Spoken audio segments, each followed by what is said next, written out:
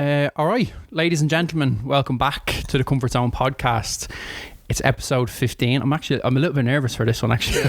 Yeah, me too. I'm a little bit nervous for this one. It's episode 15. Thanks everyone for tuning back in, but we're not alone for this episode. We have our second ever guest on the podcast. His first ever podcast, he's just told us he's doing, Mr. Paddy Houlihan. First and last. First and last, yeah. I'm going to welcome like a guy here. Yeah. No, listen, thanks a million for coming on. Really appreciate it. Pleasure, boys. You know, means a lot to have you on, and our second ever guest. So Yeah. we're doing well. Just our second ever guest to get on yourself. Well, it can only get better. Yeah, exactly. And especially with the weather, I suppose we've done well to get you down today. As we're recording this, it's the night after the storm. So I swam here. yeah, I'd say so. With the look of it out there. But no, basically, we're just going to kind of ask you about kind of your journey. We might start from the start. And work your way through. Obviously, you've had a phenomenal career, so we'd be happy to ask you just about your journey through your career and sort of upcoming plans you've got and stuff like that as well. I'm trying to think where did it start? Yeah, Probably started where I was telling you. So that was going to be our first question, kind of. Yeah, where would be your first memory of not necessarily acting, but like in with drama? This business kind of thing. Yeah. The first thing I ever did was I was in primary school in Ashbourne, St Mary's in Ashbourne, and did Sweeney Todd the Barber. Now, I'd never done that, and I'd no want to do anything. I used to go to a Sweeney Todd Barber, actually, yeah. Well, you know Sweeney Todd? Yeah. Barber. Yeah. People and all, and gave the bodies then to Mrs. Lovett who made the cakes. Yeah. So anyway, our teacher at the time, Mrs. Ryan, she was auditioning for this thing, and really talented classmates. Yeah. Really talented guys. One guy who was up for the part was James Barry. He's a music producer. He produces for the script, and all these people could play any instrument. So I thought it'd get me off work. So I said, I'll do it. Yeah. So I had to sing, couldn't sing a note. And I don't know how, to this day I still don't know how I got it. But I was Sweeney Todd, so we'd done 2 shows of that, I think it was. Right. That was the first time I did anything like it. I don't remember much of it because I was that terrified going to do it. Really? But... And what age did you say that was, roughly? Sorry. That would have been 6th class, so... Wow. What age is 6th class, 12? Yeah. Roughly, yeah. So I didn't do anything after that. Yeah. And the next time I did anything remotely theatre, acting or anything like that was for Brendan O'Carroll. Really? And it was, that was 2002. Yeah.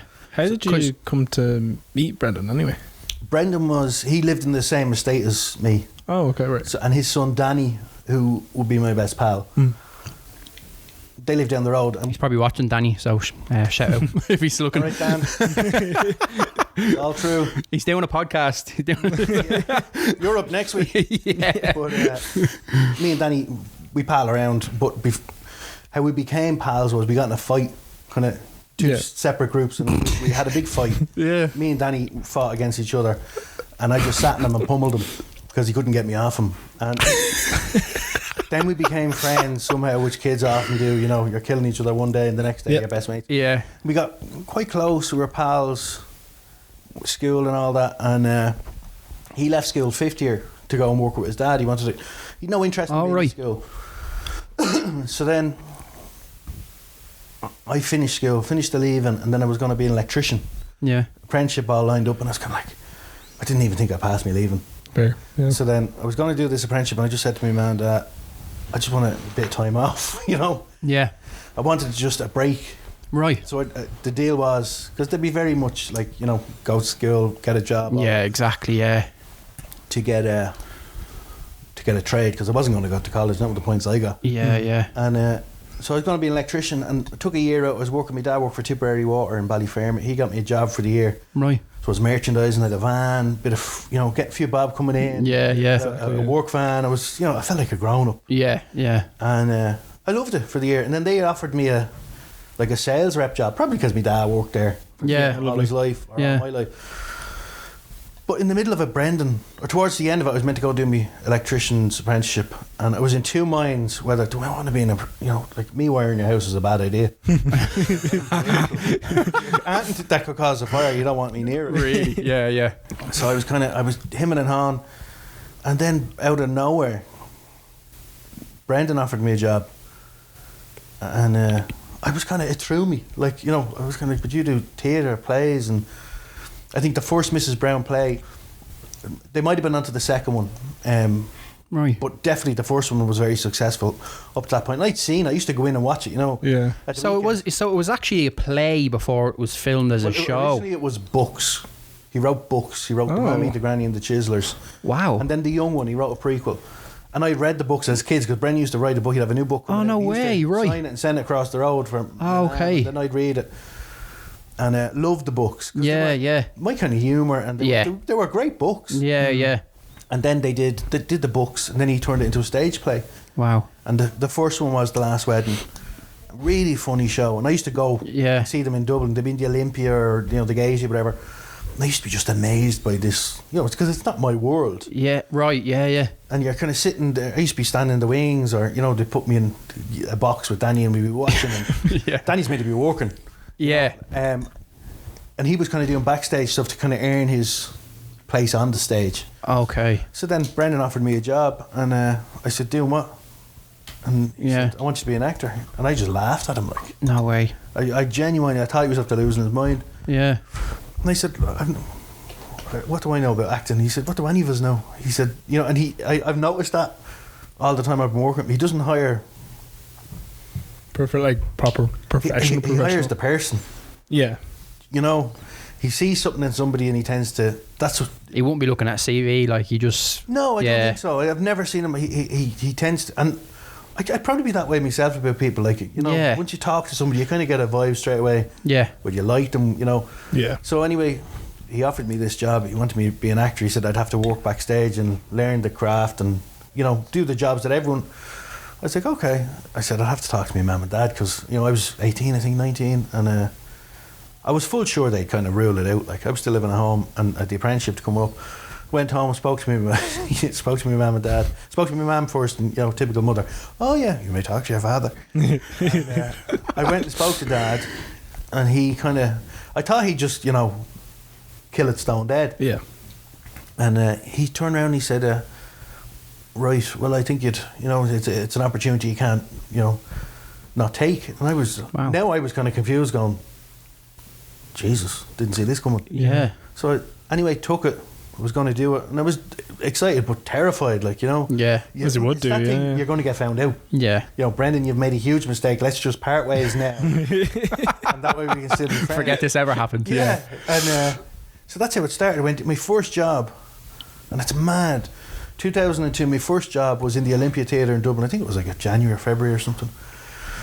I was building the sets and working backstage, assistant stage manager, all the jobs that you would do to put a show on, and I loved it. Like, it was just so exciting being in a theatre and being in a part of a theatre you would never be in.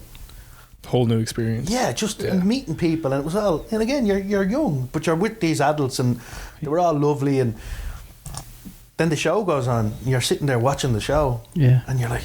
I used to love watching the audience and watching them reacting to it. Right, yeah. Because they would be rolling in their seats. Really? And when you know what line is coming up next? Yeah. And you're waiting, they thought that was funny. Hold bang, on. he hit him again, he bang. And I just loved it. And when they were doing that Last Wedding play, there's a part in it called The Plumber. And the plumber comes to fit a toilet in Agnes's understairs toilet, or ensuite, she calls it. Yeah. So they used to always just get, carrying a toolbox, say 2 lines and carry out the toolbox. And he said, I want you to do the plumber tomorrow night. And I was like, what?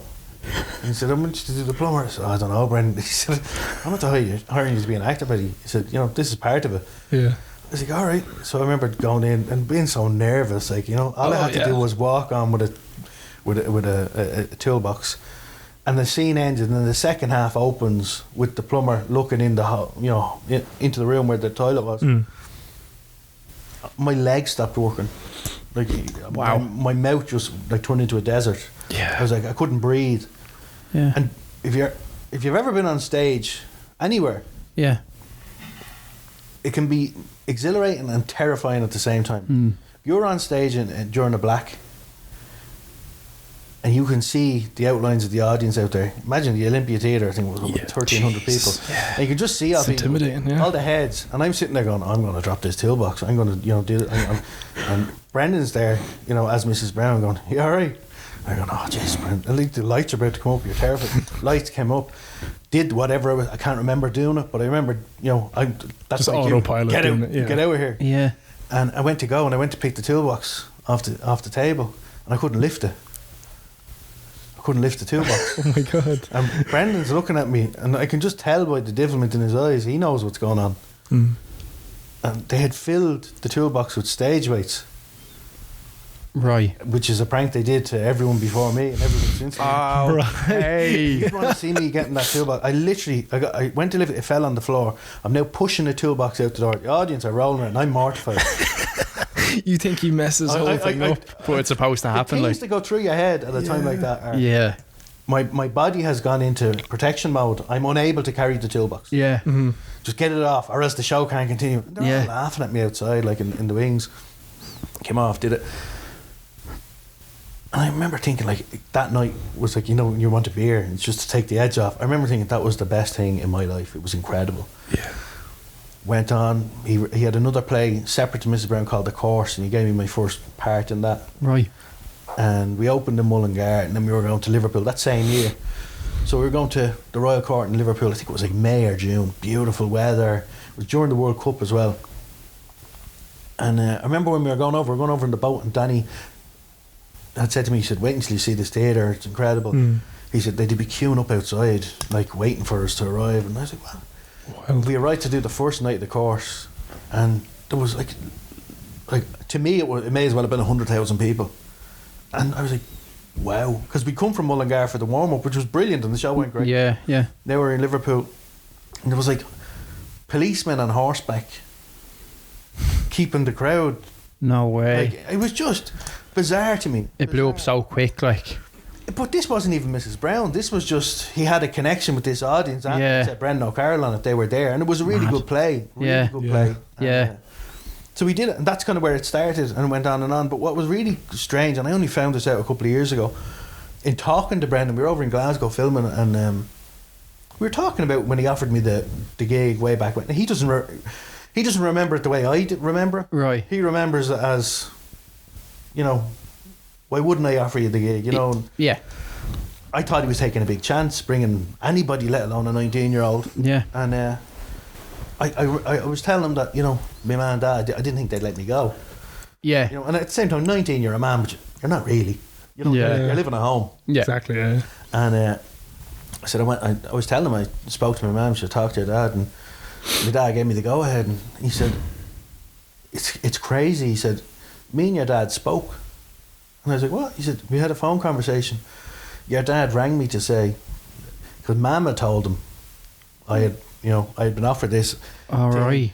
So Dad knew about it before I went to him, and then he had rang Brendan, asked him what's the story. Brendan says to me, Dad, Terry, I think we're going to make it. He says, I really believe this show is going to go somewhere. And so that conversation happened without me ever knowing about it. And I thought, at the time I was kind of, when Brendan's telling me, going, these bastards. Yeah. At the same time I was going, it's a lovely thing for two fathers to do. Yeah. It's brilliant, And had that phone conversation that happened, like, I'd be an electrician. Yeah. And a lot of people would be living in fear. Their houses would be burning down around them. Definitely. But that's where it started. And then we were touring for years. Mrs. Brown just kept getting big. When I started with Brendan, Mrs. Brown was kind of well known. It would have had a good audience, a good following. Yeah. It had a following in the UK. I think they'd been to Canada before. And I remember people saying to me, if you get a year or two out of it, that's kind of been the thing that's been said the whole way. Since get a year or two. I'm 23. That it won't last as kind of as long and as. It's funny because it just keeps evolving. Yeah. Yeah. And it evolves because people watch it. Like, there's people who love Mrs. Brown, there's people who hate Mrs. Brown. Well, it only hit me the other. Well, I knew how big it was, but it only hit me the other day how massive it is. When I was looking at clips of it on TikTok. Doing your last minute research. As always. As always. And I clicked into this, like a fan page that uploads all the clips or whatever, and I had 1.4 million followers on just the page that uploads clips of it. Yeah. I know it's but people, it's Marmite, like, you know, but most things are. Like, people either love it or they hate it. That's comedy though, isn't it? Yeah. Well, it's everything. It's music. It's everything. Everything, yeah. But I think it nearly became the trendy thing was to, you know, piss and moan about Mrs. Brown. Of all the things that are going on in the world, piss and moan about Mrs. Brown. That's going to help. Yeah. But from the side I'm on it, I've seen the audiences that come to it. Like, we did the TV show. I think we done the first 2 series, maybe. I think we done the first series 2011, maybe 2012. I think we went on an arena tour. So it was kind of step up. We were playing big theatres before BBC came along. Wow. With, to do the TV show. But I remember the first arena we played, I think, was Newcastle Arena. Yeah. And the Metro. Huge building. And whatever about coming out into the Olympia to 1,300 people, coming out to, like, I think it was like 8,000 people in the Metro in Newcastle, was just like, Christ. Yeah, it's like crazy. They're mad about it. And that's like, we've been touring arenas since then. Yeah. Like, we've been to Australia, New Zealand, and I still go in there and I kind of go, this is incredible. Like, yeah. And the thing about it is if a song came on the radio and I didn't like it, you know, I'm allowed not to like it. Yeah. You know, it's the same with comedy or TV. You know, people always have different opinions. Yeah. I think there's just more people split by Mrs. Brown because there's more people aware of it, because, you know, it's literally that thing. Somebody's sitting there in a conversation with someone going, did you see Mrs. Brown last night? Or, did you, I wouldn't watch that. Yeah. I don't like it, whatever. And that's fair enough. Yeah. But there's that many people out there who watch it. The TV show is going, since 2011. I think he's done 55 episodes or something. Yeah. And it keeps people want to see it. And, you know, thank God. But I think it is what it sets out to be. Absolutely. It's there to kind of give people a laugh, and people relate to it because there's characters in it. They go, oh, that's such and such, or that's my uncle, or whatever. Yeah, true. And it's not trying to be something it's not. I don't think. No. You know, it's fronted by a man in a dress, but, you know, it's fairly honest. Like, but one thing I love about it is how it's unique in its sense of, can you think of another show out there that's all friends and family? Like, you guys must be so close knit, and you all know each other. And, you know, there's brothers and there's sisters, and I can't think of another show that's so. And you have all come from the bottom together and built it to what it is all together. I think it's just so unique in that sense. Like, I think, like, you look at any big touring show. Yeah. Like Riverdance. There's people in Riverdance who met on Riverdance, you know, started their family, or got married, you know, had kids. That all came from that place. Yeah.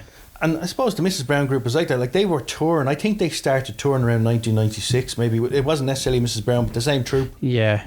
So you've the Dermot O'Neill, who plays Grandad, and Adam Shields, who plays Mark, Jennifer Gibney, who plays Cathy. Yeah.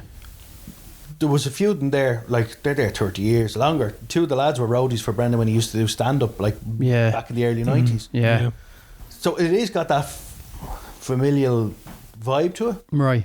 But it's also, you meet people through it. So, like, I met my wife doing it. Yeah. And, you know, were it not for that show, I wouldn't have my wife, I don't think. Yeah. My 2 kids, you know. Like, it's given me a career. Yeah. It's also given me a hell of a lot more. 100%. So, like, when people criticise it, I take the criticism with a pinch of salt, because, you know, it's anything. You can criticise anything. You know? Yeah, exactly. I'm sure there's stuff people can say that, you know, perfectly valid. But for me, I kind of go, no, it's given me more than I ever thought I was going to get out of it. So did that change the dynamic between you and your wife when you kind of started? Like on the show, like, did it? I don't think so. Yeah. Our relationship kind of started off with, we were always winding each other up and having a laugh, and we'd be them kind of people, you know. Yeah. And flirting, I suppose, like, you know. Yeah. But Emily was playing Dermot, my character's wife, Fiona, who plays Maria. She was having her first child, I think. So Emily was. That's how she started on it. Yeah. And I think it was the Olympia we were in when we started. But anyway, it was, we didn't get together for a while, but, you know, looking back now, you kind of go, well, it was always there, kind of. Yeah. But it didn't change that. Working with your spouse or your partner or whatever, it has pros and cons. Yeah. You know, we went to Australia in 2015 14 for like a 12-week tour, and it was like an extended holiday with Mrs. Brown. It was just unbelievable. We went back 2 years later with two twins, and it was a completely different trip. But again, we wouldn't have been there without that show. Exactly, and it's great to have, as it evolves and your relationship changes and you have kids come along and two dogs. Two dogs, Anybody listening at home, I have two dogs. I'm talking about that. But, it changes, like it. Like for me, it's gas because you'd want to be a fairly special person to put up with me. I wouldn't put up with myself. So like I do kind of admire my wife for her kind of patience. And she can be a pain in the arse too sometimes. We'll cut that out for you. I've been meaning to tell her after years. But this is the way to do it. The only difference is if you have a crossword with your partner or your wife at home and you go to work, there's a simmering off time. You have that argument. You get in a taxi to go to the theatre with the same person who can't stand the sight of you now.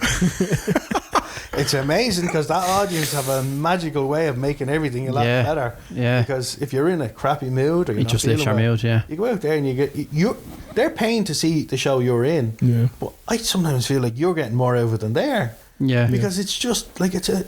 Like the energy in a theatre is just incredible, especially for a comedy. I can imagine, I've never performed singing on stage or anything, but there's something cool and there's something in the air. But if you're fighting or rowing or whatever, as soon as that show is over, you hope that has fixed whatever the argument is. Taking our mind off it. Because you're going home, back to the hotel or the apartment, same argument. Whereas if you weren't working together, there'd be the simmering off time. Exactly, Cool down. But we don't tend to row anyway. But that must be great though, that you can just switch that off for a while and just put that to the side and be able to come to the theatre and basically switch that off for a while and play this character for a while. I didn't get it at the start, like early days. I remember we'd be touring and we'd stay in a hotel, so you go and do the show, and afterwards you might go for a beer, and you were always a lot younger than the other gang. But they treat you like a nephew, or you were well looked after. And go back to the hotel, you might have a late drink in the hotel, and it was brilliant. But then the next day you'd be dying. And I remember thinking, oh Jesus, the thought of doing a show now. True. It's like terrifying. And then I remember one of the gang saying, Dr. Theatre will take care of it, and I was like, all right, who's he, where is he, do I go and see him, is he going to give tablets?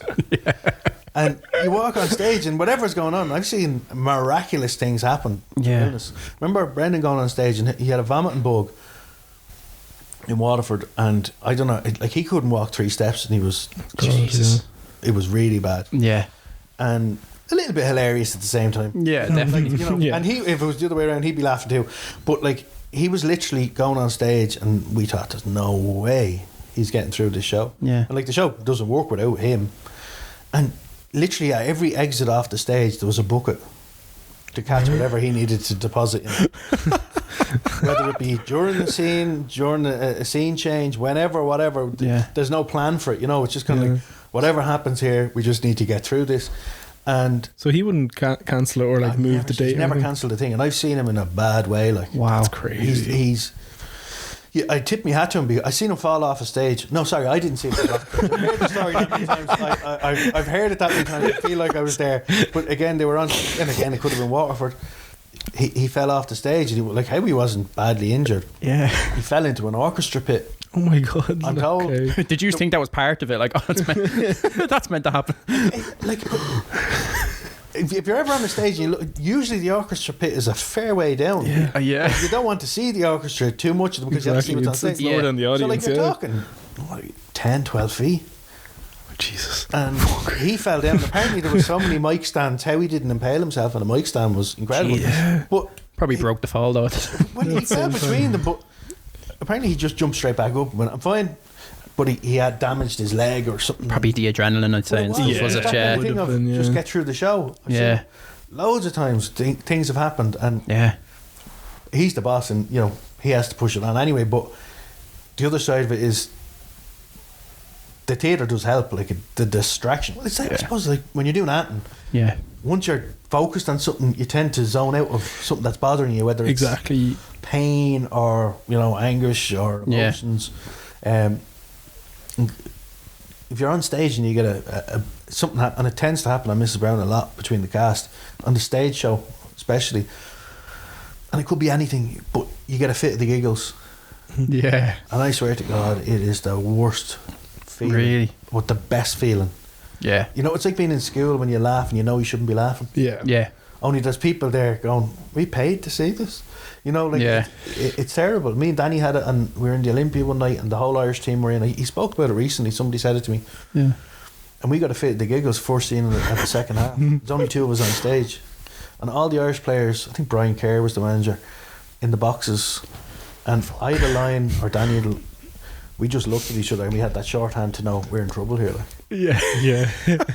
And you can hear people backstage going, fucking get on with it. Really? No, it was horrendous. But looking back for us, it was one of the highlights. 100%. Yeah. Because who else would that happen to? Only the 2 of us. Yeah. But yeah, it's like this. It's a special thing to do. It really is. Yeah. And so the original show from 02 was it 2002? 2003 or something. Was the original show to about 08. And a lot of them, we looked at the very first episode there. The kind of. It was just in the house. Yeah, we made them.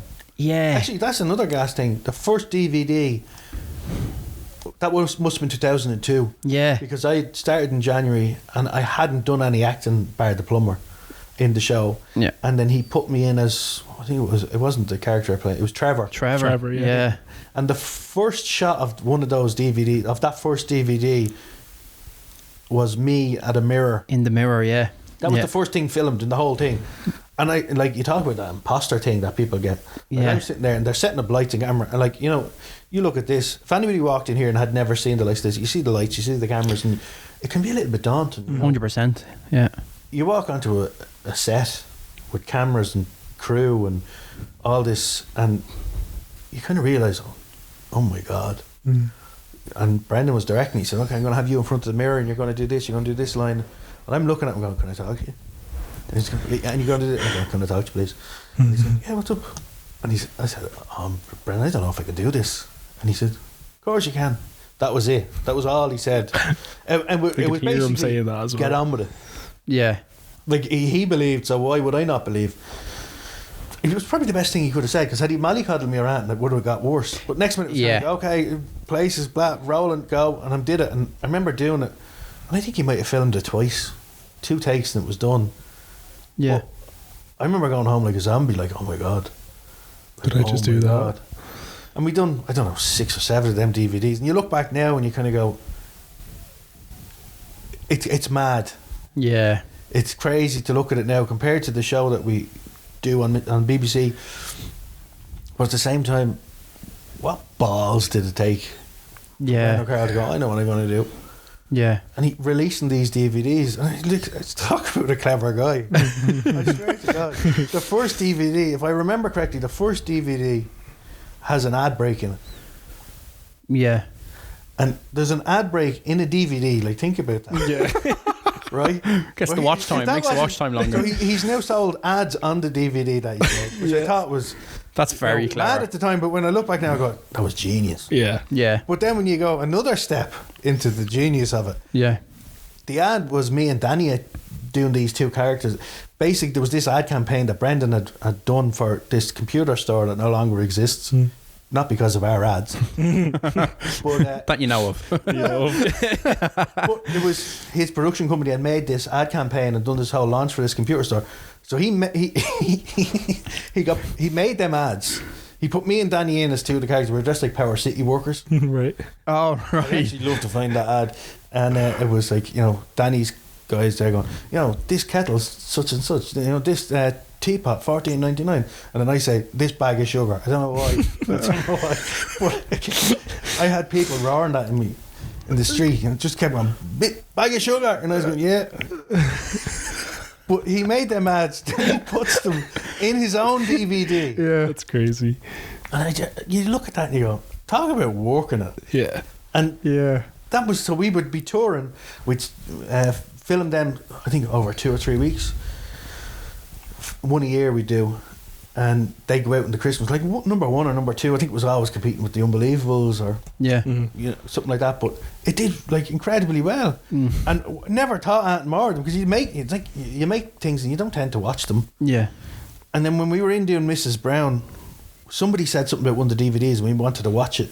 I can't remember what it was, but we put the DVD on, and we all, when you see, like, it's like hearing your own voice, or seeing yourself, and you go, "Oh Jesus, what did I do there?" Yeah.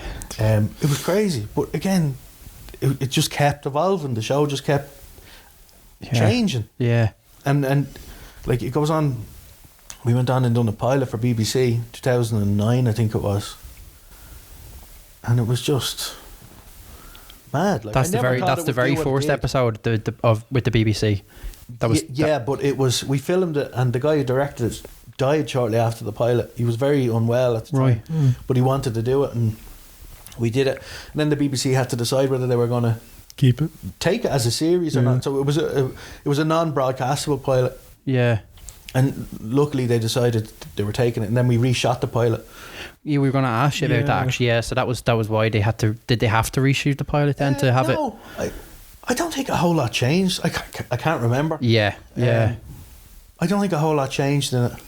I think if you're doing a pilot to go in to begin with, you're just trying to get your idea across, and especially if it's being done as just a pilot. Yeah. If they go for a series, then you're going to go in and go, okay, well, here's what I'm going to do from episode 1 to 6, and set out your style and your stories and all that. Yeah. And again, if there's something you want to change, that's the time to do it. So that could have been it. I'd actually love to see that pilot, because even that, I have this vivid memory of doing that first pilot. And again, it's that thing of thinking, oh jeez, I shouldn't be here. Yeah. This thing's all going to come crashing down. Really? Even though you had done the original series and the theatre? I'd never done TV though. Like, this was TV in like TV sitcom with a live audience. And people hate sitcom with live audience. Like, people think there's canned laughter on Mrs. Brown. And this, again, you could say there isn't. I know there isn't. But there's 200, 300, 400 people there watching the show. Yeah. They're reacting to it. Yeah. And again, it's like any live show you go to. It's when it's happening in front of you, you get into it. Yeah. But we done that first pilot. We rehearsed it for a week, and it's so different. If you're doing it on stage, everything is big and everything is it's loud, and and the pace of it is, you tend to be very fast on stage, and you're reading from the audience. So, like, if something, it's like machine gun fire. Sometimes it feels like, if Agnes is on one, she just like bang, bang, bang, bang. Yeah. And you get to TV, and all of a sudden it's like, fucking slow down. Yeah. Right. Sorry, I shouldn't be cursing. No, we curse all the time, so don't worry. Yeah. But it's a completely different thing. Yeah. So you're kind of going, oh, I didn't know it was a completely different thing. Right. That would have been handy to know. But like, then you're learning on the go, like, Yeah. And then the director's there telling you, just a bit smaller. You go, and you turn around and go, I haven't a clue what that means. Wow. What does that mean? And it's a learning curve, Like, but you get through it and you do it, and I remember we were in Liverpool working, touring, and they sent down a copy of the pilot for us to watch, the finished copy. It was mad to see how it was put together, and like, because you film it, like we filmed the show, and then it goes in, they just tighten it, and they take out whatever, if they're just tight for time. You always are tight for time in Mrs. Brown. Yeah, they'd have to tighten whatever, and it goes on, and you get this finished product, and you watch it and you go, wow, like, all the stuff you weren't paying attention to, how important it is, like the lights and everything at all, like hundreds of people all there pulling this together, and you kind of go, why was I feeling all the pressure? They had more to do than I did. So it's that, like, and it's just that was part of the thing evolving. We went back to do it, and then once you get into it, we had a new director, Ben Kelly, who's directed every Mrs. Brown, I think, since, more or less everything, and you develop a relationship, then you can kind of get a feeling for it. You know, you're constantly learning. Like, Yeah. I'd have to tell you, I know what I'm doing. I haven't a clue. But do you find that, so you jumped from theatre to then filming not in front of a live audience to then on stage in front of a live audience, did you find any aspect of it easier than the other? Like, did you find, because if you're not in front of a live audience, you can retake and stuff, right? Say you were in shooting at Finglas and you go on to set, but there's no live audience and stuff, and that can be retake. You know, you can do more takes. Yeah. Did you find that any easier? Well, no, because while we were doing them DVDs, yeah, it wasn't like we were getting a car picking us up in the morning to bring us to set. Me and Danny were getting up, going out before we started filming. Yeah. We were going to find the locations. So all the locations, I think there was somebody else doing it before for the first year, maybe the second year. But me and Danny were in charge of locations. And again, you have to question Brendan's judgment, like sending us two out. Yeah. And you're going into places trying to get permission to film there. And you know, it sounds like an easy thing, but then you kind of go, well, we're going to have a crew of about 30 and this, that and the other. And there's a lot that comes with it. Yeah. So you'd have that in the run up to it. Yeah. Then you'd have, during the filming of it, you're liaising with the locations people while you're acting in it. And, you know, it sounds worse now when I'm saying it to myself, but at the time it was just the way it was. Yeah. And we were doing it, but like we were filming a wedding thing, and we'd filmed in the church in Finglas, and we were trying to film, this was another year, we were filming something else, and we needed a church. It was for another wedding, I think. We couldn't get the church we previously used, so we tried to get, because we were from Ashbourne, so we used to go to all the places we knew. Yeah, fair. So like half of Ashbourne has been filmed in a Mrs. Brown old DVD. Wow. But we went to this to the church in Ashbourne, and the priest said, no, there's actually a directive from I think it was the bishop or whatever, you're not allowed filming churches in Meath or something. We were all right. So that kind of, we would go to Dublin, couldn't get out in Dublin, and we found this tiny, you wouldn't even, if you, it's in Hollystown in Dublin, and tiny little church, gorgeous little church, and we went in and went, oh, that's beautiful. Yeah, I spoke to the reverend, and he basically, yeah, I have no problem with that. It'd be, so that it was set up. So we were brilliant. Well, this is the day we're hoping to film it. Any problem? No. So it was all. So we kind of went, well, we dodged a bullet there. We were, you know, 100%. High-fiving each other and going, this is brilliant. Thank God, so we get into filming, and we're filming the show, going from location to location, and you know the logistics of it all.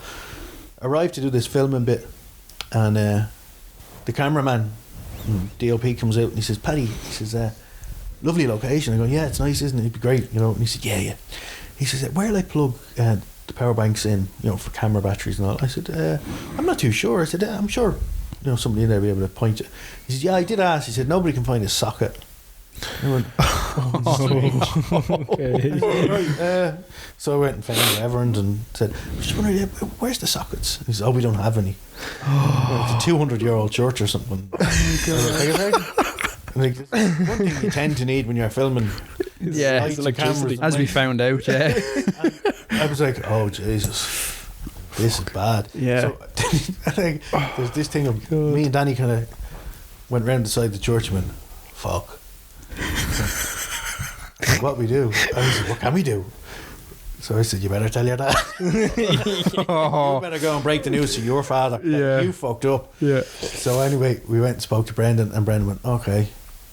And he has this way, I think sometimes he likes being tormented.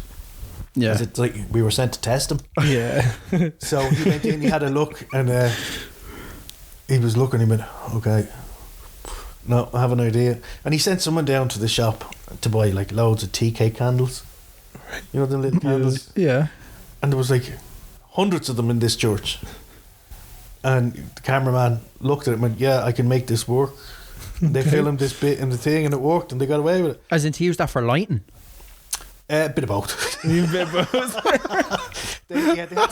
to use it to see people, and, because it was quite dark in there, and also for a bit of ambience. Yeah, and also because, you know, otherwise me and Danny would have to be blamed. Yeah, but it worked out like. But, you know, it was kind of that's how close it could have came to not working out. Yeah, and that happened a few times. In fairness, now I think of it, we had a couple of close calls, but. We went through it and we did it, and you learn it, because the great thing about it is I heard Danny talking about it on an interview he did last year, and he was saying when you're doing them jobs and you're learning that stuff, you do appreciate the people who do the stuff. So especially now when you're going into the studio, and it's very easy for me to turn up at the studio. I'm rehearsing the show all week, and then I go in on a Thursday and we film it twice.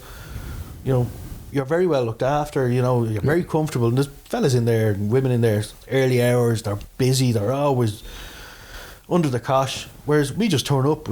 We probably have, as actors, have the easiest gig there, I think. Yeah. But you do appreciate what everyone else is doing. Yeah, that's right. Yeah. And when we went to do the series, there was two.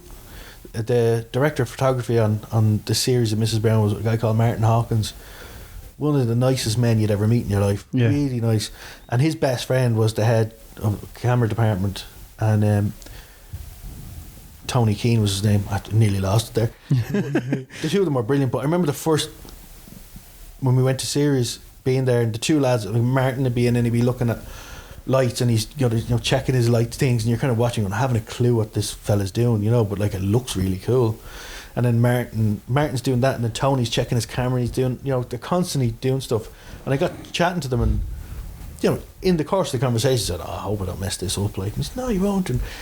And as it went on, then it was kind of like you'd be standing, waiting to make an entrance, or, and you go in, you do it, and okay, we're gonna this be in the rehearsal, the tech run, or whatever. Yeah. Okay, we're going to do that again. You come back out, and Tony just go, yeah, you want to go like a half a foot to your right there? And I go, really? He go, yeah, because you're not on camera. And I go, all right, good to know. And they watch your back, like, Yeah, and it was nice. Lovely, because they're working in that business a long time. So like, you would think that they'd be just going, fucking actors, like, but they were brilliant. Yeah, they gave you little nods, You'd come off after doing something, you'd look, and you'd be looking to see someone. Did I do it? And you'd just go, and it was nice. Nice little reassurance. Yeah. And you shouldn't need it. Like, but you do. Yeah. One thing I wanted to ask you about was like Brendan. So Brendan on set, does he make it a lot easier for you in the sense of that? Like we see it on the live shows, like that. A lot of the bloopers and stuff, like he works them into it. And like little mistakes on set, does that make it a lot easier for you in the sense of that if you have a fuck, he's so quick witted, so like if someone on set was to have a fuck up, like does that make it easier in the sense of that his quick wit? Both ways, right? Like, it's like what you asked previously was, which do I prefer most? I love doing TV. I love the mechanics of it, but I love doing the live show because it's a bit mad, like, he literally could do fucking anything. Really? Like anything. I've seen him, like he as the one person on that stage who should be in charge, and he is liable to do anything. Yeah. But he's always like that. Yeah. Even outside of film, and like, yeah, he can be. Now he's great crack, and like he can pull rank when he needs to. He doesn't tend to, but like there's always that this is never going to go as planned. But you always forget to factor that in. Yeah. So like you get the script and you're reading the script, and you kind of learn your lines and you do all that stuff. And how many years am I doing that? I never looked for the gaps. Yeah. I never looked and went, well, he's going to do something there, or he's going to nail me there, or right. And I didn't cop it at the time, but he used to write in his scripts to be, lines, dialogue, and then Bob, B-O-B, and I never paid any attention to it. I thought it was a camera direction. Right, okay. And it was bit of business. Bit of business. And that was his way, because the crew would all have to read the script to see what's happening and make their, arrangements. Yeah. That was his way of telling anyone who needed to know, I'm going to do something there. And he wouldn't tend to know what he was going to do, but that seeed like a good opportunity to do something. All right. Yeah. But you never knew who he was going to fucking do it to. And you still don't. Like he would literally do anything. I could have a conversation with him during the day, having a cup of coffee or something, and you could be talking about anything, and you could say something that could come up to haunt you 2 hours later. And I've had him insult my mother under his breath, on stage, like, just, he would say things just to get a reaction. Yeah. And nobody's picking it up except you, like, and it's that kind of thing. Yeah. And the TV thing, it can't be a private thing like that, because you can't do that. Yeah. But he still does it. Yeah. Like, he has a way of doing it with his eyes, or he has done it to me countless times. be doing a scene, and you usually when you're doing that show, whoever's speaking tends to be on camera. Yeah. So sometimes they'll cut halfway through a line to somebody else for reaction or whatever, but most of the time I think it's safe to say if you're speaking, you're on camera. Yeah. If he's not standing beside you, he's looking at you or he's acting the bollocks. Yeah. Like he is fucking lethal for it. Yeah. And like you'd walk in the door and he, let's say I walk in the back door and Agnes is standing at the kettle, and like people might just see me walking in the door, Agnes standing at the kettle. What they don't see is that split second where he looks me up and down. And that could have been, must throw you off. Yeah. But that's, me having a conversation earlier where, yeah, Brendan said, "Is that jumper too small for you?"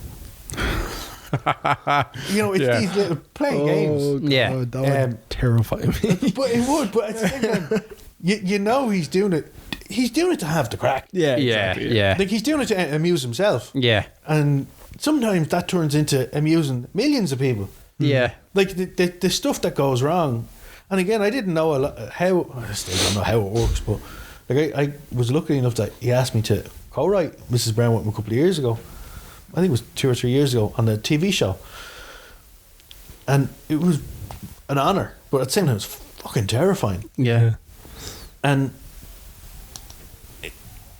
it's so tight to get, that script. It's a 20 for BBC. I think it's a 28-minute script. That could be. I think they would usually expect like 40 pages. Brendan will do 60 pages. All right. Like and that's him being really tight. Yeah. Like he was just. He is a funny man. Like, yeah. So then they have to pare this back. So he would want to pare it back because he wants to take out and keep what he wants. Yeah. But somehow he does all that and then still finds the time to fuck around with people. And yeah, act the bollocks, and it's fun. Like I don't know what other shows to be like. We've had people come in and work on the show, playing parts, 1 episode parts, and they've loved it. Like because it's very relaxed. It's jovial and all. And plus, it's fucking carnage sometimes. Yeah, like we done 2 live shows. And again, thinking of it now is more nerve-wracking than it was at the time. Right. You're rehearsing it for a week like you normally would, but instead of going to record it, now this is going live. And we couldn't understand at the time, why are they all so panicked? Like all the crew, not the crew, but the kind of execs and, the people in the higher positions of power. Yeah. They were always there and they were, nervous, and we were kind of, that's our bread and butter, we do live. So live didn't scare us like it scared them. But looking back now, you kind of go, well, for that half hour, what could, Jesus Christ. Yeah. Anything could go wrong. I know what they were terrified. They were terrified of Brendan O'Carroll. Yeah. Because, like, he gets a thought in his mind and it's out. Like, a funny thought, you know what I mean? It's always through humour. Yeah. But that makes sense. Like, it's all clicked together. Yeah, and he does. Like, he does it all the time. Yeah.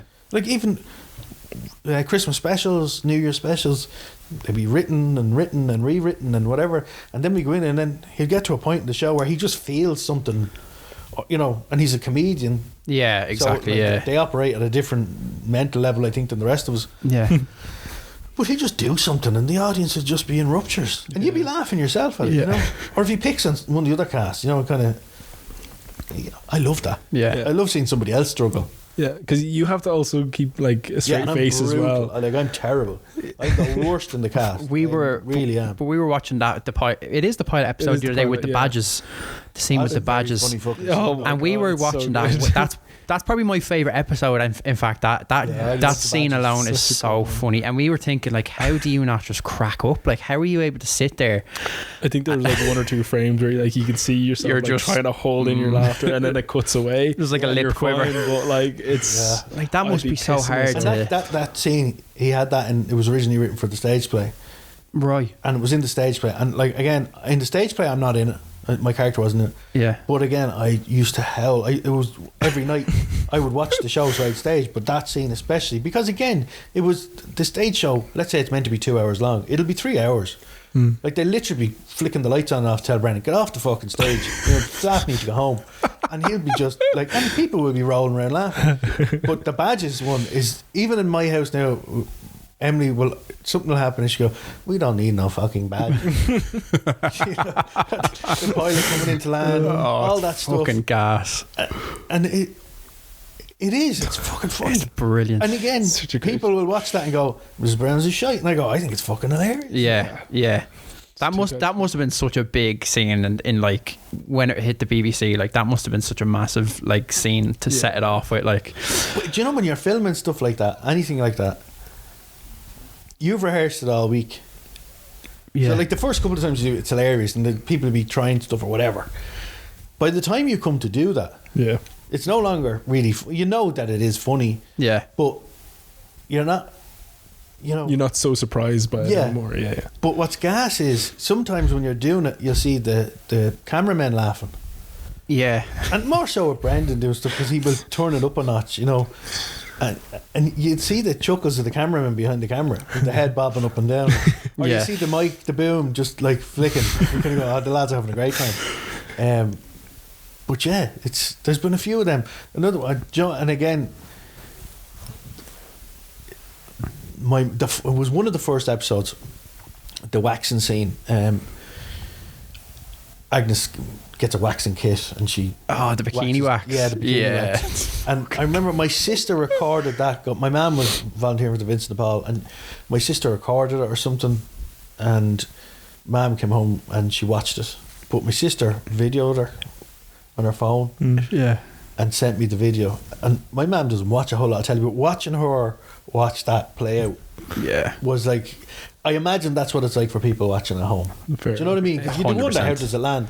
Yeah. But again, hilarious. Brendan and Eilish, the waxing, it's just she's brilliant. Oh, she is. Eilish O'Carroll, she's fucking fantastic. And a sweetheart of a woman. Really. Like, talk about a talented family, like. But she's a really, really nice woman. But again, they're brother and sister. Exactly. Yeah. So you see that dynamic. Yeah. Off stage, they'd be talking away and they'd be talking about things that happened when they were kids, and and it'd be funny to be recounting stuff, and then all of a sudden they'll disagree on something. Fuck off. It's so normal. No, she's fantastic. She had her own one-woman show, Live, Love, Laugh, and if she does it again, you should try and get to see it. It's a really good show. Shout out to you, Eilish. She'd be a great person to get on here. She's a lovely lady. Come here, any of them are. They're all welcome. They're all welcome. We'll get a big couch and we'll just get you all sat around. The one after the other. Yeah, we've got you for 3 minutes and then the next one comes in. But so you talked about how now you're helping co-write the show. How difficult is it to not run out of ideas when you're writing? Or is it easy because you can just bounce them off Brendan, and he must have a lot of ideas that I think he had done, and I'm not sure of the numbers, a hell of a lot. Yeah, that's the hardest part. Is I like to try and get something down and send it to him.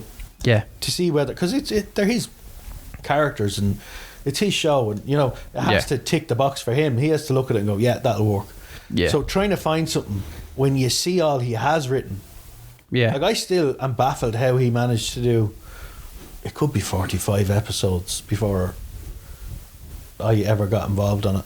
Wow. And that's a lot, like, to undertake. Yeah. Of a live show. Like, there was years we were doing 8 episodes. And it doesn't sound like a huge amount, but it probably it'd probably take you a month to do an episode. Yeah.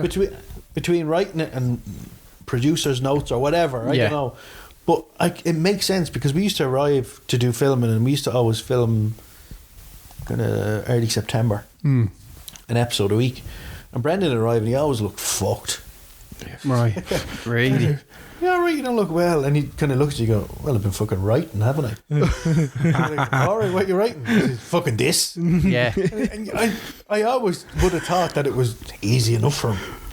You know, he's such a funny guy. Yeah. He's written so much, but then you kind of realise, no, it's not. It's fucking hard work. Yeah. It's really hard work. Just keep and the it more fresh he does, the harder it gets. Yeah. Yeah. You know, because, like, here's the gas thing. If the show is long, you have to take stuff out of it. Yeah. I don't think Mrs. Brown show has never been short, put it that way. No. So there's that much material that was filmed for Mrs. Brown that was taken out to make time. Like, it goes on BBC, it's 28 minutes or whatever. It goes on RTE, it's a little bit longer, I think, because there's an ad break. Yeah.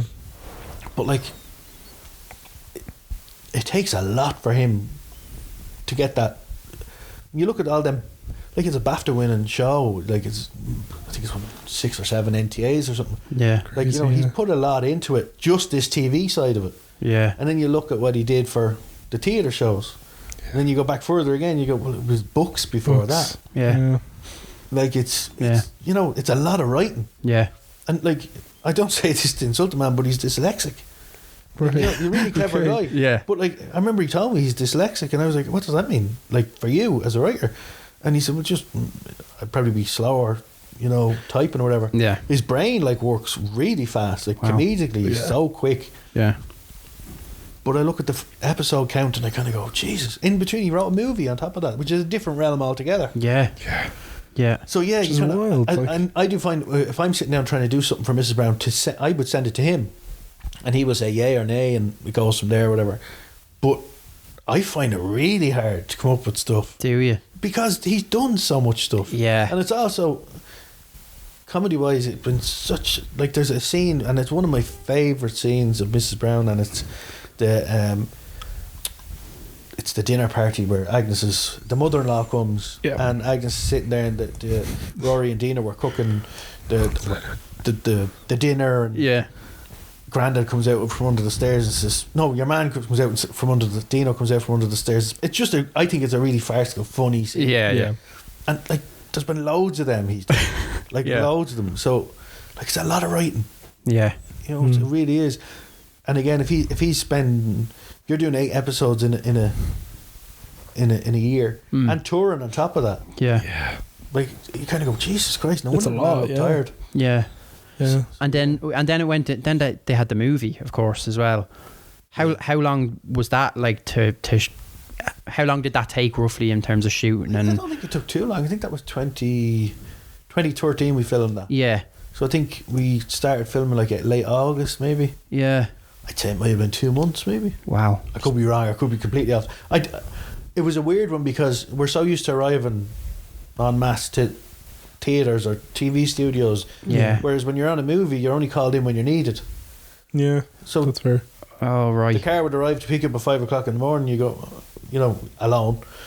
You go to wherever the location is. You get out and they put you in a little wagon and you'd sit in there. And, you know, they always want to keep tabs on you because they're afraid you know, the ADs can't find you when they need to find you. Yeah. They're in trouble. So they'll always want to know where you are. Yeah.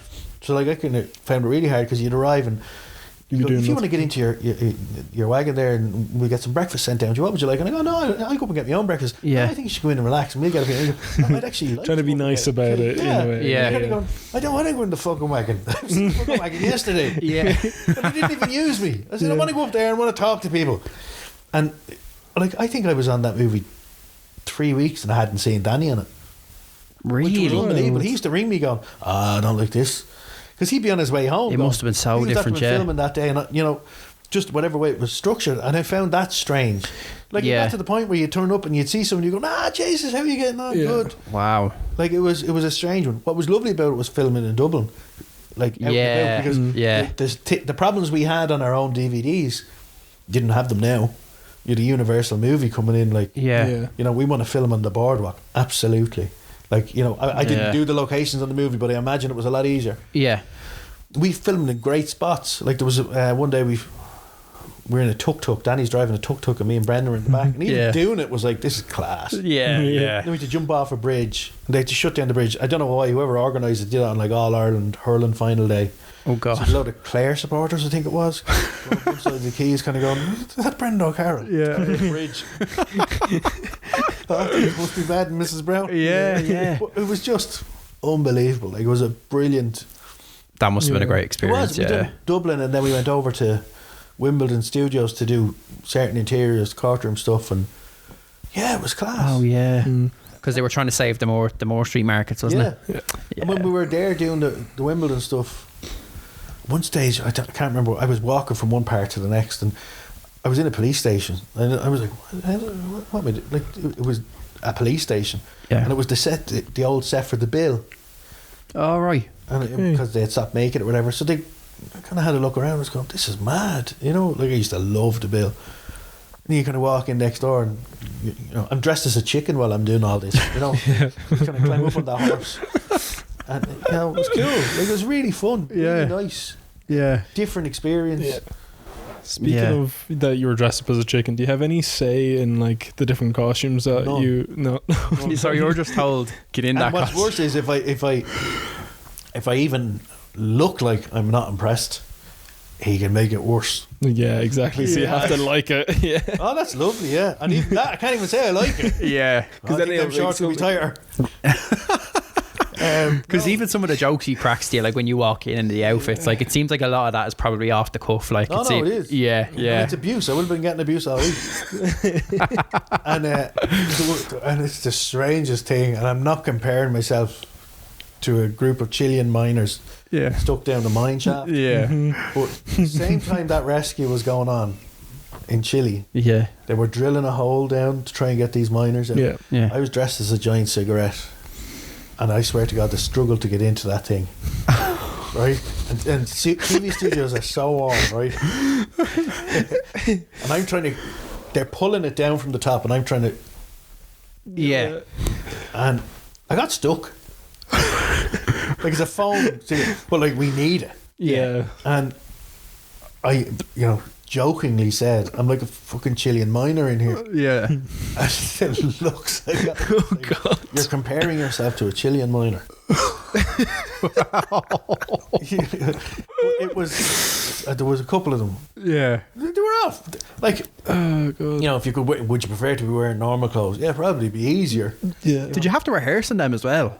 You would, yeah. Fuck. I still don't know whether they need me to or they just do it to torment me. Yeah. Like it's better if me and Danny are both in the same kind of stuff for whatever reason. Like this time around, it was, I think New Year's, I was a pilot and Danny was an air hostess. Oh yeah. Right, Yeah. And that was nice.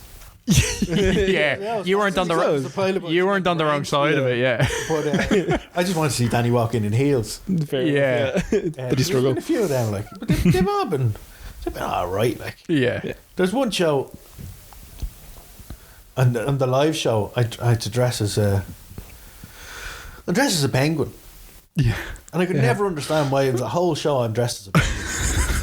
It made no fucking sense to me, anyway. Yeah. And I remember saying to Brendan, I said, I'm just... this shows you that, like, this is his mind, his like, humour. Like. Yeah. And it's kind of... I don't need to be in this thing for the whole show. And he said, yeah, you do. Well, I said, but you don't make any reference to it now in these scenes. He said, I want you to... And I was like, did you put me in this just because you could? And he said, yeah. Yeah. Oh And my it's God. gas because I kind of go... But what it actually probably was, it didn't matter what I was wearing. Yeah. Yeah. But as soon as I asked the question, I could wear jeans and a t-shirt. No, I'd like you as a penguin. Like as a penguin. But I think that shows the importance, because we discussed that when we're trying to think of new ways that we can grow this show and whatever. But I think we often have to try and remember, like, as long you have to just, you need to enjoy it. Yeah. Is the most important thing, rather than just doing what you think has to be done, doing what you want to do. And But that's the thing, is taking the piss, really. If you're enjoying it though, it's a lot easier. Yeah. I'm just realising the way you're holding your mics and the way I'm holding my mic. This is going to go into the edit and we heard nothing. We've got an hour and a half of Paddy Houlihan just moving his lips. you're grand. You're fine. You're grand. Join us next week for Paddy Houlihan, where he speaks for 3 seconds. Apologies to the editor. We'll get you on again. It's no problem. No, Going back here. Yeah. No cakes on arrival. No tea. The mat will be hoovered about 3 times. It's the cleanest place I've ever been. Cleanest. There's our first reference. So there you go. You never know what that might do for us. One thing that you've had a lot of kind of guests on the show. Yes. A lot of different kind of celebrities have come on and stuff, haven't they? Well, that was another kind of version of Mrs. Brown, which was Mrs. Brown. Again, it's that thing about the show evolving all the time. Yeah. Again, I don't know where he got the idea for that. Yeah. I remember him saying it, and I was kind of going, "You're mad." But again, it was kind of like I suppose he had the vision for it. But yeah. I quite liked that. I remember at the time I was thinking this is a bit different, but it worked, I think. Oh, it was. And they had incredible guests on it. Yeah. And what's mad is that was filmed in Glasgow as well.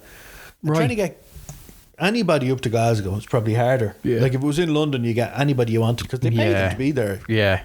I don't know what they paid them, but I have to pay them. Yeah. But they had some great guests on it. And one of the mad ones for me, and again, it's filmed a lot quicker than the TV show. Yeah. So I think they used to do 2 or 3 of them a week. Oh, really? And what was great about it was I could fly in. My kids are only young, so I hated being away from home. So I said we were filming on a Tuesday. Yeah.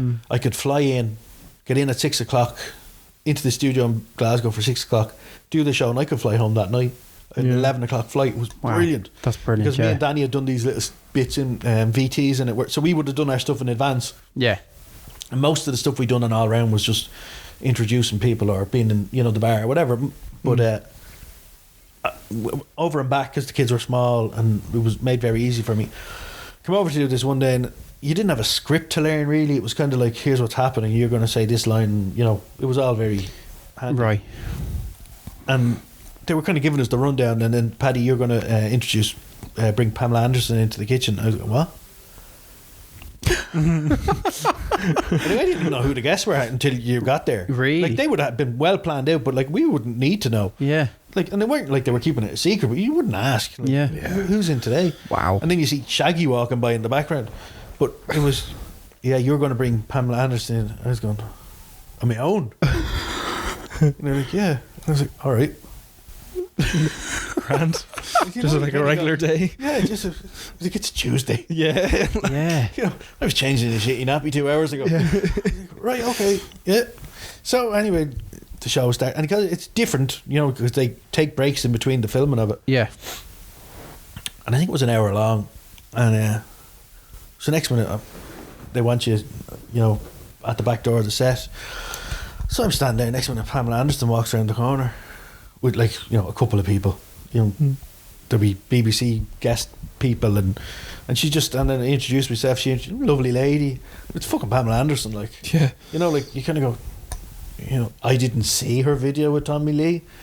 Maybe you lads did. You've heard about it. But no comment. What struck me was she was a stunningly beautiful looking woman. But she was very friendly. And seemed very genuine. When you kind of your bullshit radar. She seemed very genuine. Yeah. Very happy to be there. I kind of lost the ability to speak a little bit. Yeah. So, every time you went, this. And then Q came, knocking the door. Oh, Dermot, what are you doing here? I'm just bringing Pamela Anderson into your kitchen because that's what I do now. And that was just the most random day I'd ever had in work. Yeah. And even the crew lads were going, geez, Pamela Anderson, you think of the career she's had. Mental, yeah. Through the 90s, Baywatch, that hundreds of millions of people must have been watching the show. And there she is meeting Agnes Brown. It just kind of shows where things were, Yeah. And come off, and the crew lads be all kind of that was mad. And I was like, who else is on the show? Yeah. And it wasn't Sting and Shaggy that week, but there was one week it was Sting and Shaggy because they'd released an album together. Yeah. And I go, Sting.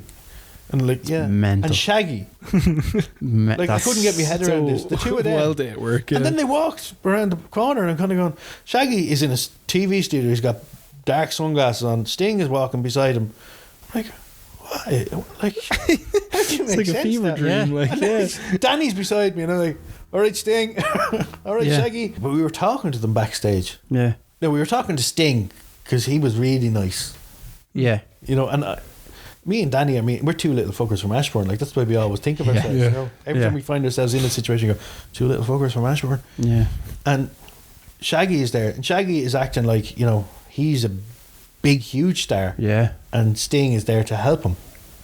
Right. You know, and I was kind of amazed by this because nobody, no disrespect to the guy, but Sting. It's Sting, yeah. You know what I mean? Like, Yeah. And he was chatting away, and you know, you get up to him. I just flew in today. Oh yeah, chatting away to you, like, you know, just normal. You kind of, and again, very genuine. Yeah. Whereas, you know, Shaggy just wanted to be noticed. Yeah. Oh, fair enough. You know, like, you're with a group of Irish people. Like, how's that going to go for you? Yeah. All right, Shaggy. Yeah. Sit down. Take a day off. Yeah. But there was loads of cool people on it. Jerry Springer was another one. Ah. I swear to God, he sat down in the green room and he was just chatting to you. Yeah. And you're waiting for somebody to come out. You know? Yeah. It's crazy, yeah. What a lovely, lovely man. Yeah. Loads of them. Did you have a favourite special guest? I don't know if it'd be my favourite. The first, again, it was a pilot episode. Was it a pilot episode? I think it was. The first episode we did, me and Danny were doing one of these VTs, and we were tour guides on a bus in London. Okay. I'd never been to London before. Well, I had working, but I'd never actually been in London. Like, I was in the outskirts.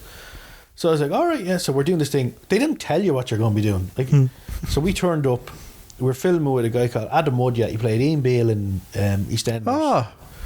I had met him at that stage. I can't remember, but turned up. Lovely, lovely man. Yeah.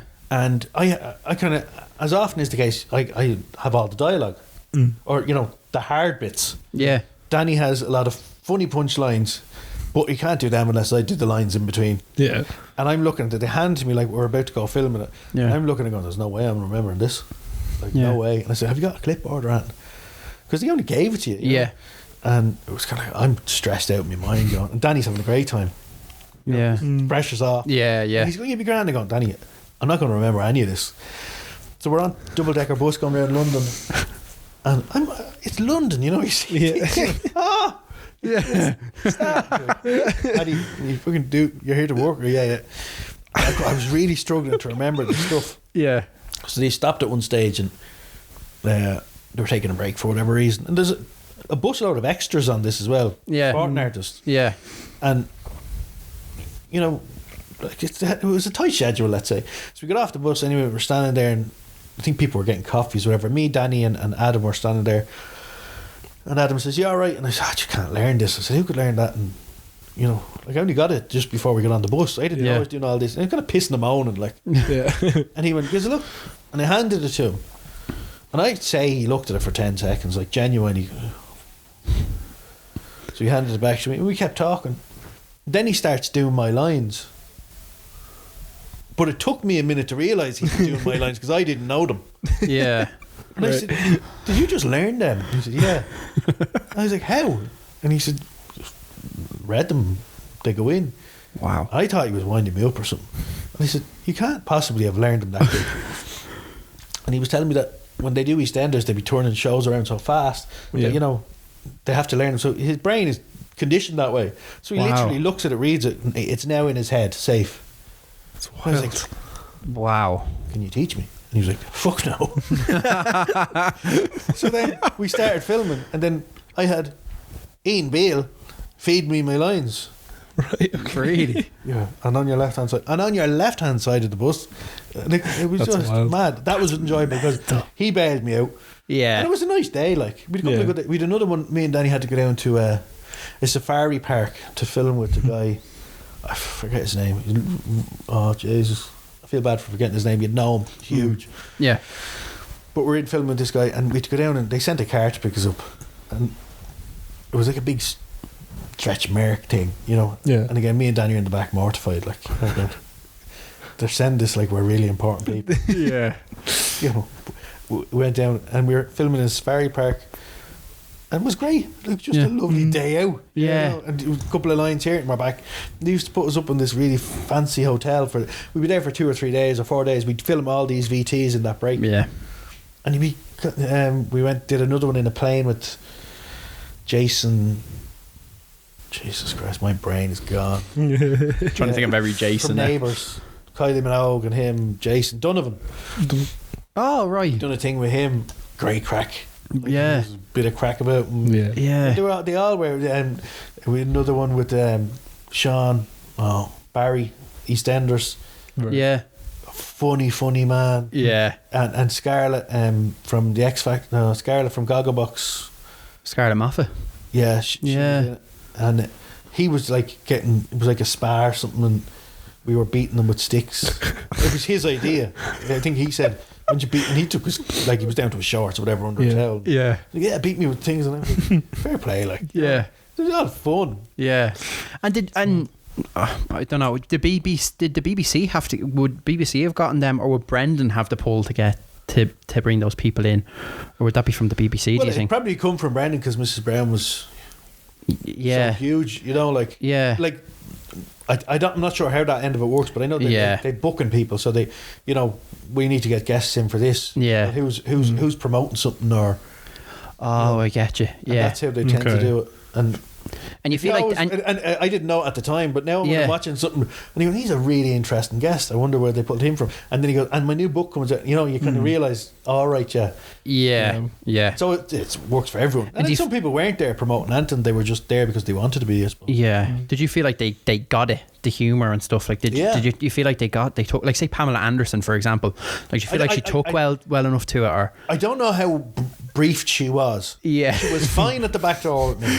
Right. Yeah. Like, she was grand. Then she went in the back door, and then I remember seeing the episode of her interview, and I remember the look I got from it was she was thinking, "What the fuck am I doing here?" Like, she hadn't a clue what was going on. Really? It nearly looked like she was looking at Agnes, going, "Is that a man?" Right. You know, like, I don't know, but again, maybe she was. God forbid he ever took off the wig, like, between takes or something. Maybe she was just doing that. Yeah. For the show, I don't know. And then they had Caitlyn Jenner was on. Hey. I remember that actually. Yeah, very close to, like, and I remember it was a weird one because it was a big one, and again you kind of felt like, Jesus, with all that's going on in your life, you know, you're coming here to. Yeah, I feel like she's always been quite good with stuff like that. Brilliant. Though she understands she understands things like that, I think. Brilliant she was. Yeah. And like having the crack, no drama, everything easy going. And them people are always the best ones. You know, like, and those people are, like, you know, you always get one or two arseholes. Like, you know, but they're everywhere. Yeah. Exactly, yeah. Yeah, I don't want to. How long are we on? How long are we on there for? I think we're probably on there for an hour and 17. An hour and 17. No, that's grand. We won't keep you for too much longer. We wanted to ask you about your new show that you have on the BBC. Now, we purposely didn't research it too much. We did a little bit the other day, but we wanted to ask you. Watch it, did you, lads? We wanted to. We fucking research my ass. You want to ask me about the show because you haven't fucking watched it. We wanted to ask you about that new show, Shedites. Yeah. So, talk to us about what that kind of entails. That was a pilot episode. Yeah. That went out New Year's Day. You'll enjoy it when you watch it, please, God. Yeah. And your mother. Yeah. She hasn't watched it yet. I don't think so. She'd be raging. Yeah. It's been in the pipeline a long time. Yeah. But anyway, it's based around a men's shed. Right.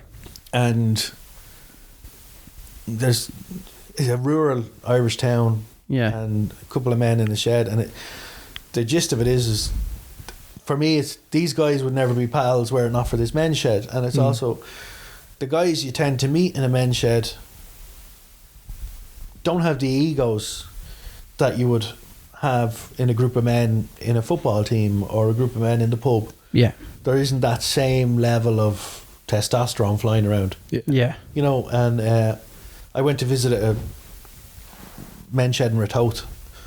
The guys in there were just like diamonds, you know. Do you know, it was like walking to a room full of uncles and grandfathers. You know, like that's the way they treat you. There's just that warmth about them. Yeah. But basically, the gist of it is that overall, in that episode,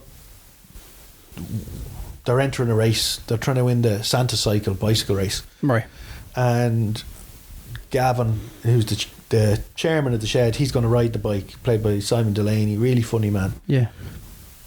And turns out he can't cycle the bike, so they opt for another one. It's my character, Paddy the Liar, and he so they proceed and they're building this bike, and they get to a point where they discover he actually never learned how to ride a bike, and his name is Paddy the Liar. Yeah. But he never learned how to ride a bike, so they have to figure that out. And they're just trying not to embarrass themselves. Yeah. There's also at the same time Barry Cheesy is the character's kind of nickname.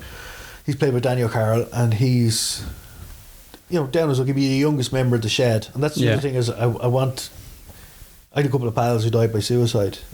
Like, it's everybody has. Yeah. So sad, like. Yeah.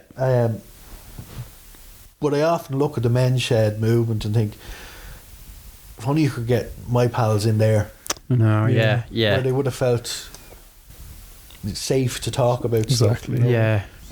Not that they didn't have great families and friends, but Exactly. No. Yeah. it was just, that was kind of one part of it. But that was kind of his character, was that the younger lad that these older lads could, you know, keep an eye on him and take him in, kind of. Yeah. So he's trying to get a job. He needs a job, and an opportunity arises for him to get a job as a postman. Yeah.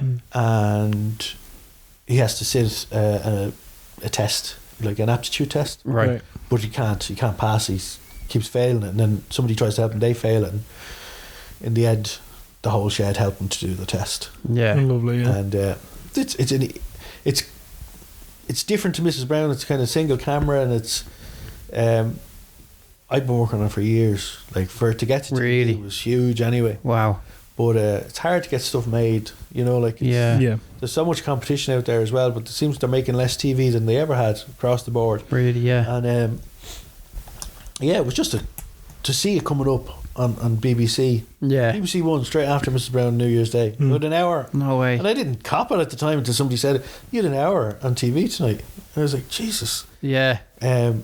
But it went up, and it's easy going. It's I hope we get to make some more of them, please God. But it seems to have been well received. Yeah. You know, you're trying to decipher, like, you know, family and friends seem to enjoy it, but then again, they'd lie. Yeah. Yeah. And it's that weird place. It has to find its, you know, see what's going to happen there. But it's, Shedites. Yeah. You enjoyed doing it though, did you? Yeah, I loved it. Yeah. I absolutely loved it. The writing, I love writing. Yeah. But when you're writing, you're at home in front of your computer and trying to get ideas. then you have to hand it to somebody. The writing, but even that's a joy. Okay, right. Like, you know, I love that side of it. Yeah. Like, you know, I could write a day and then get to the end and go, but no. And you'll park it. You go, no, I'll do something else instead. It's not time wasted because you're always getting something out of it. Yeah. That's fair. But, like, I think last year we had done a mini series for Mrs. Brown, 4 episodes and 2 Christmas specials, and then Shedites. It was busy. Yeah. And Shedites is harder because Mrs. Brown you've got Brendan there who, you know, is Brendan. Yeah. He knows them characters inside out. He knows his audience inside out. And he's so sure of things. Then with Shedites, it's kind of, it has to prove itself. You know, it has to find a home. It has to do all these different things. And but it was fun. It was really a really nice experience. We only filmed it I think we filmed it late November. So it was a really quick turnaround to get it on TV. Yeah. We had great cast, great crew. We filmed it in Scotland. Yeah. Very nice. Which was mad. And they built a set for it, and the set is just outstanding. So they have a set if they wanted to do more. I'm just putting it out there. Yeah. It was just good fun. Do you know what it is when you spend so long writing it, and then you hand it over, and then people come back, and you have to go through this whole process. Yeah. And then you go in to make it, and you rehearse. You don't tend to rehearse it like you would like a studio sitcom. Yeah. But then you're filming it. It's all busy, and there's people. I love being around people, you know. Yeah, yeah. And especially everybody was pulling in the one direction. Like, everybody seemed to be really on board for it. And, it was a really enjoyable. Like, I'm shortchanging it slightly because, you know, I'm burning up in this house with all this heat. Yeah, I know, it's very warm. But there's a great cast in it. Deirdre O'Kane is in it. She plays the local councillor. Jade Jordan, she plays another. Deirdre O'Kane, where do I recognise that name from? What's she playing now? Sorry, I'm really bad with my TV and like movies and stuff. She's a comedian. She'd be like one of Ireland's biggest comedians. Yeah, right. You'd know her as soon as you see her. Yeah. We'd Simon Delaney playing Gavin. Yeah. Shane Casey playing Paul. The Young Offenders. He plays Billy in the Young Offenders. Yeah. We'd Brendan O'Carroll playing Jimmy, the cranky character, which is kind of not, you know, he's playing a man. Yeah. With a grump. Yeah, Right. yeah. Okay, And we had a guy called Phil Davis. Again, you'd know his face, you might know his name. British actor, would have done like Whitechapel and loads of stuff. Yeah. And people met him and got so excited for things I wouldn't have necessarily known him for, you know. Yeah. But a really talented man, and it was just great to get into a men's shed. Yeah. Like the thing I love about it is trying to make humour out of a men's shed. So like, Yeah. they're not going to be building jet rockets, you know what I mean? Yeah. Like, and it's that kind of humour. So Yeah. It's good, yeah. if anybody wants to watch that, they can watch it on BBC One iPlayer. Definitely. Well, the two lads are watching it because they didn't bother researching it. Well, we wanted to get your opinion. Yeah, you know, we wanted to get your nice approval. rumor. Yeah. We wanted to get your approval before we go and watch it. You know what I mean? Oh, you have my approval. I yeah. texted you. But one of the last things I wanted to ask you, we kind of asked Ryan on this the last time we had Ryan on as our first guest. We wanted to ask you as well.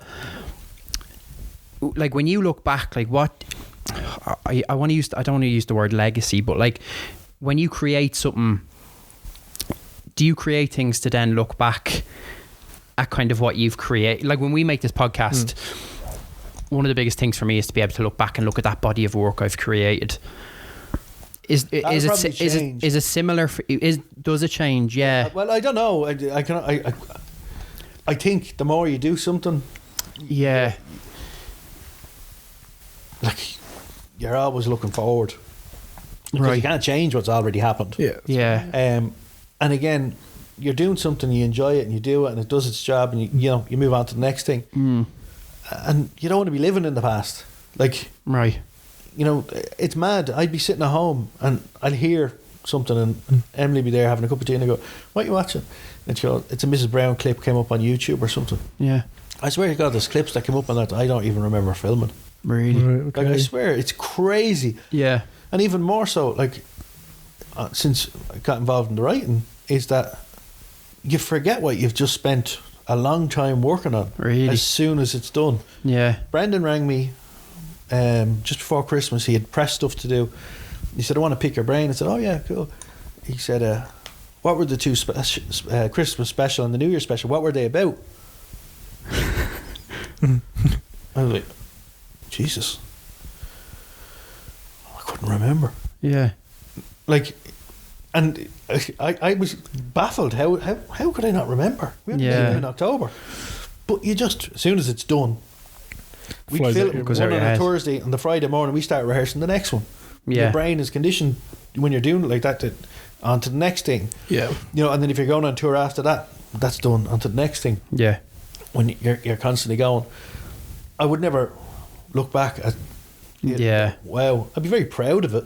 Yeah. Very proud to have done it, and very proud to be part of everything. Yeah. But like, I'm only getting started. Yeah. You know that kind of man. Yeah. Like, you know, I love the idea of, geez, what might happen next. Yeah. Right. And do you just love the idea of creating something new? Is that kind of what it is for you, rather than? I do, but it's hard. Like, creating it is one thing. Yeah. And again, I haven't created all that much, but it is.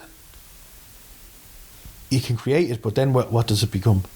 I get you. Like, I've written stuff at home that, you know, will never see the outside of my office. You know. Yeah. Because I have to be comfortable with that, and I'm doing, and you know, I have to be happy.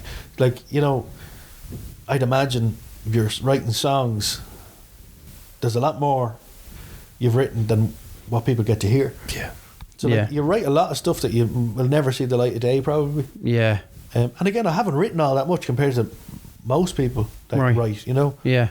Like, it's a learning curve, and Shedites, there was a guy, Paul Coleman. He was a script consultant on it, and he came up with car share. Yeah. You know, Peter Kay was in car share. Yeah, yeah. And like, even to be in conversation with him was lovely, because you get to pick his brain. Yeah. You know? And it's really interesting to see how people operate, and you learn so much. You know, I might think I have a system for doing things, but I actually do have a system. Yeah.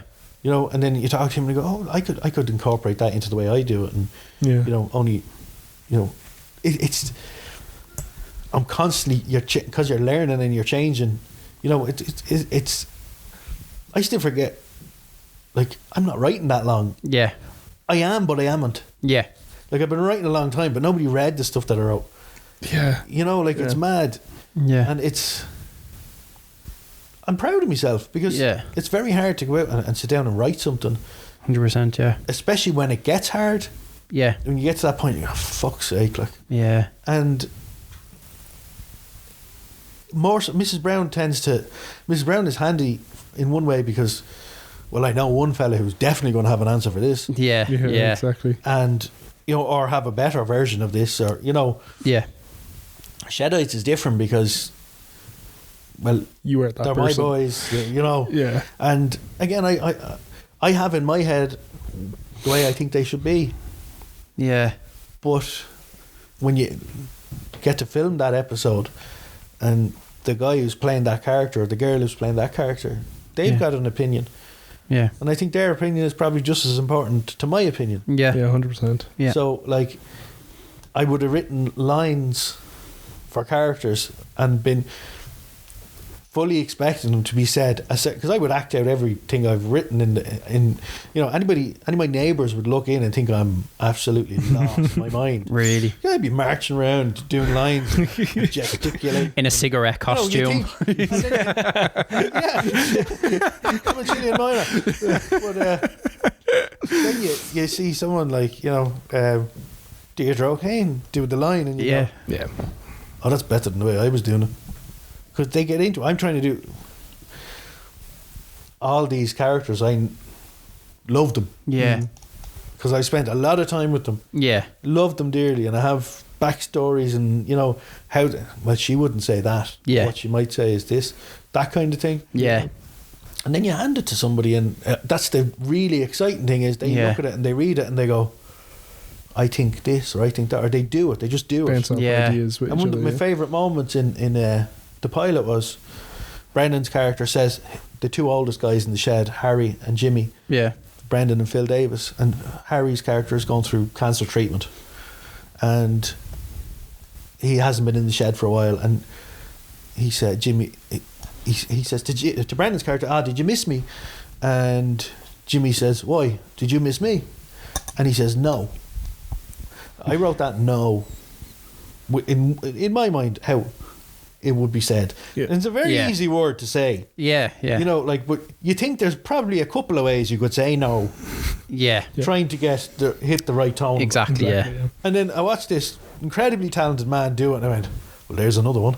Yeah. You know, and you kind of went, fuck, it's brilliant. Like, one little word. Yeah. And I went, change the whole thing. Yeah, it's just it's so exciting. That was great knowing that you can give a script to someone and you know you can trust them to do that job though as well. Yeah, and it is, but like I love seeing what people do with things. Like even Mrs. Brown, I love when before I was writing on it. I love reading it. When we're doing a table reading, you read it and you're immediately thinking, I might do it like this. And then you're seeing other people's lines, you're thinking how they might do something. And then you see them do it and you go, fair play, like, you know. Because everybody thinks differently. Or acts differently or plays it differently. Like that's the fun part of it. Like, you know, if you had completely different people doing the same thing, and many different versions of it would you get? That's very fucking deep. No, that's a fascinating way of looking at it. And when you're trying to put it down on the page, it's how does that, and it's how does that person say it, and how does the people that are opposite them react to it? And then you kind of go, just give them the fucking script and see what they come up with. You know, you do it, and you go, geniuses, a lot of them. I suppose that kind of goes for this as well. Like we probably have even with yourself coming in today, we probably had a way that we thought this was going to go in our head. But it ends up obviously it ends up being something probably completely different to what you have in mind. You know what I mean? That's I suppose that's the beauty of it. It does though, you know, like there's a great saying about making plans that I can't remember right now. But like especially what you guys are doing, you want to meet people and you want to ask questions and hear interesting things, and you will do. You know what I mean? Like you will. Hopefully, Here's the gas thing: if a bin truck was going down the road, and you went out and you asked the bin man to come in and sit down and have a cup of coffee and chat, I guarantee you he'd be more interesting than I would be. Like that's the mad thing. Like, see those guys in the men's shed, they're more interesting, and they're made up, but they're, you know, there's real men out there like them. Like That's what I find interesting. Yeah. Like, I went to that men's shed in Ratoath, and you think of it, Ratoath isn't a big place. Yeah. You had one guy, he was an Irish man who was, he used to work for the Ghanaian government as a customs official. Right? Wow. Random. Yeah. Very random, yeah. You had another guy who had never been outside of Ireland. Yeah. Yeah. Right? Lived in Ratoath. I want to talk to him. Yeah. You had another man who represented Ireland in the chess in the Olympics. Didn't know there was such a thing. I didn't know there was a thing. Jesus. I still don't know whether it was the chess Olympics or chess in the Olympics, but it was chess Olympics. Yeah. Right, okay. And to make it even more astounding was that man was blind. What? That man was also in charge of the group WhatsApps for the shed. And he's Now, blind. That's wild. how interesting are those guys? Like, Fair, That's yeah. mad when you put it like that, isn't it? Yeah. so like, yeah, why would you want to talk to people who are? But do you know what I mean? Like, Yeah. that's what I'd be doing. I'd be talking to the, like, you look at some of the people coming into this country. Mm. No, I'm not saying to get into that whole. No, yeah. But like, there's a lot of interesting people in this country. Yeah. A lot of interesting people coming to this country. Yeah. You know, like, it's Very true, yeah. Yeah. Why would you want to talk to the fucking likes of me? Dress up as a chicken.